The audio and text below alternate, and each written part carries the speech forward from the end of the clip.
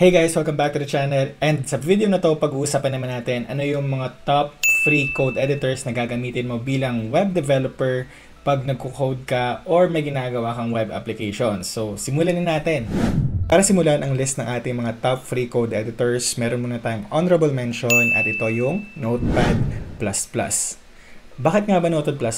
Kasi kadalasan sa school or sa mga institution, ito na yung nakasanayan ng mga estudyante at ng mga guro na gamitin sa pagko-code or paggawa ng mga web applications. So, yung Notepad++, simple lamang yung user interface niya pero huwag kang magpapalin lang kasi marami itong features na dala-dala. So, meron siyang syntax highlighting din na para sa mga programming languages. At hindi lamang HTML ang pwede mong i-code dito. Meron ding Python or mga sinuna pang programming language such as CodeFusion. So, marami siyang capabilities din.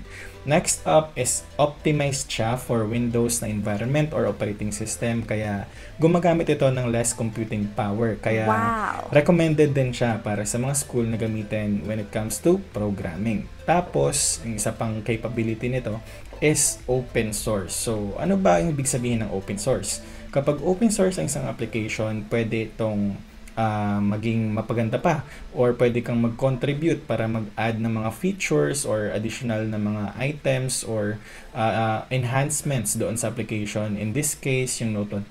So, meron niyang isang community or maraming developers na hindi magkakilala na nagko-contribute para mas mapaganda pa yung application na to. Next sa ating listahan ay ang tinatawag na Atom. So, hindi ito si Atom Araulio, guys. Yung Atom is yung text editor or code editor na gawa ng GitHub team. So, ito yung tinaguriang the hackable code editor of the 21st century. Wow. So, maasahan talaga na kapag gumamit ka ng Atom, meron itong seamless or smooth na transition or integration with the Git and GitHub na application. So, mas madali yung version control at saka yung pag-manage nyo ng code if you are working with the team. So, ito yung kinagandahan ng Atom. Aside from that integration with Git and GitHub, pwede mo ring i-update yung mga themes or pwede mo ring customize yung code editor na to gamit yung pag-install ng ibang packages para mas mapaganda pa yung iyong developer experience. So, kung gusto mong mag-move into a more customizable na editor at saka rich sa features, you should try to check out Atom.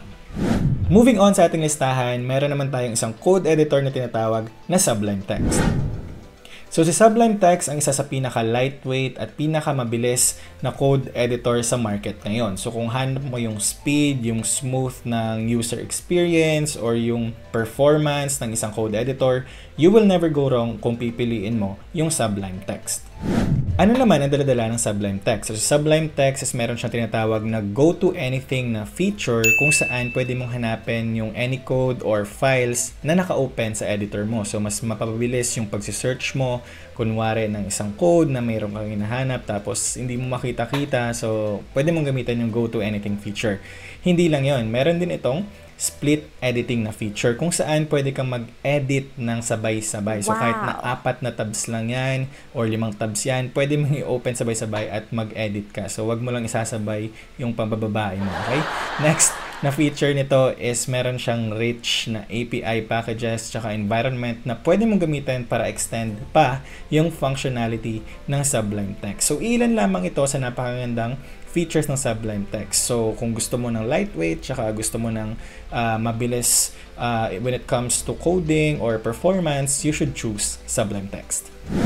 At oras na para talakayin ano nga ba yung pinaka-recommended ko na top free code editor for web development this 2023. At yun ay walang iba kundi ang VS Code. Unang-una, yung VS Code is gawa ng Microsoft Teams. So, dun pa lang maasahan mo na yung application na to or yung code editor na to at saka magiging reliable din siya kasi palagi itong ginagamit sa industry. So, maasahan mo na palaging updated ito with it comes to mga bugs and fixes, ganun. So, kasi gawa ito ng Microsoft Teams. So, yan yung unang point. The next point is its IntelliSense feature. So, ano nga ba yung IntelliSense? So, it's like a functionality na kung nagta-type ka, meron siya mga smart suggestions sa mga code na ginagawa mo. So, for example, gumagawa ka ng variable, nagta-type ka dyan. So, may meron siyang mga code completion or mga code suggestions. So, isa yung feature ng VS Code, which is IntelliSense. The second advantage when using VS Code is yung debugging feature nito. So, hindi mo na kailangan gumamit pa ng ibang tools or mag-install ng ibang applications para lamang i-debug yung iyong code. So, pwede ka nang gumamit ng built-in na debugging features na nasa VS Code. And the next feature is yung customizability na rin ng VS Code, kasi pwede kang pumunta sa marketplace para mag-install ng mga themes, mag-install ng any applications na mas mapapaganda pa yung developer experience mo. So these applications or APIs are made by other developers as well. So yan, maganda siya kasi pwede kang mag-contribute para mapagadali or mapagaan yung work ng isang developer.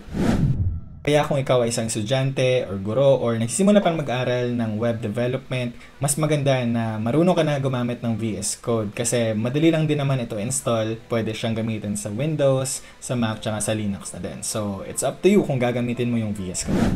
At yun na nga ating listahan para sa mga top free code editors this 2023 for web development. So kung gusto mo ng video na to or kung gusto mo matuto about web development, software development, programming, or coding, follow dev.code on TikTok, YouTube, and mag-subscribe ka na rin sa ating YouTube channel. So maraming salamat. Dev.code is out.